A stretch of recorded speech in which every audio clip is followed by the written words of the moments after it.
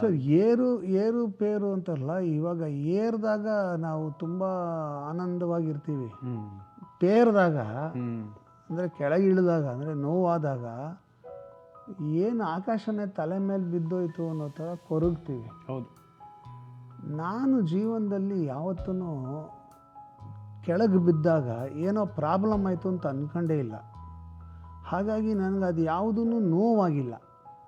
ಅಂದರೆ ನಾನೇನು ಹೇಳಕ್ಕೆ ಕೊಟ್ಟಿದ್ದೀನಿ ಅಂದರೆ, ಇದೆಲ್ಲವೂ ಕೂಡ ನಮ್ಮ ಪಾಯಿಂಟ್ ಆಫ್ ವ್ಯೂ, ಹೌದು, ನಮ್ಮ ಮೈಂಡ್ ಸೆಟ್. ಅದು ನಾವು ಒಂದು ಡೌನ್ಫಾಲ್ನ, ಒಂದು ಫೇಲ್ಯೂರ್ನ ನೆಗೆಟಿವ್ ಆಗಿ ತೊಗೊಂಡ್ರೆ ಅದು ನಮಗೆ ಕಾಡುತ್ತೆ.